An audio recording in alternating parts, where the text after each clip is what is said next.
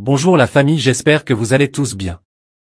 Si vous êtes nouveau, n'oublie pas de vous abonner à la chaîne et activer la cloche des notifications. Merci. Des forces régulières et irrégulières, c'est-à-dire des groupes insurgés, des terroristes, des milices, des mercenaires et des forces paramilitaires. Et cette situation ne concerne pas que le Burkina Faso. Ça concerne l'Afrique en général. Ce conflit qui prépare contre l'AES sera marqué par un niveau de violence et de destruction sans précédent.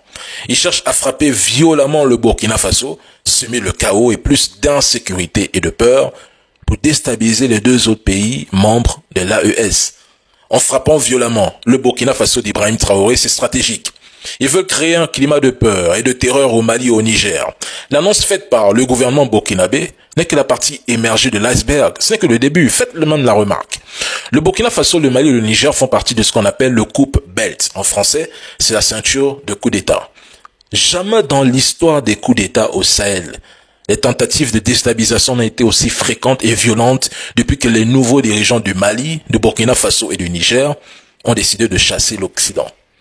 Nous constatons que dans les nouvelles stratégies occidentales développées pour l'Afrique, ils veulent punir ces nations qui se sont ralliées à la Russie.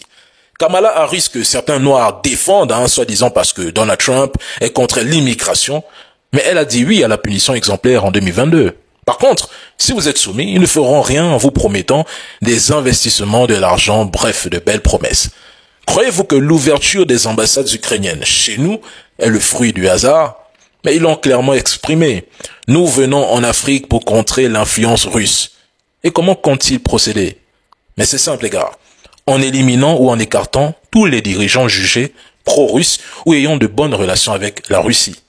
On vous dit qu'ils voulaient recruter les mercenaires pour atteindre les populations. Mais ils n'auront pas pitié de vous. Appliquez donc la réciprocité sur ces mercenaires déguisés en terreau-terreau. Je vous ai dit ici concernant l'attentat au Mali que leur prochaine étape serait des attentats en lieu public pour créer un max de victimes civiles. Bref, le chaos, la terreur, l'insécurité totale. Ma vidéo est encore disponible. Allez-y l'écouter, allez-y la suivre.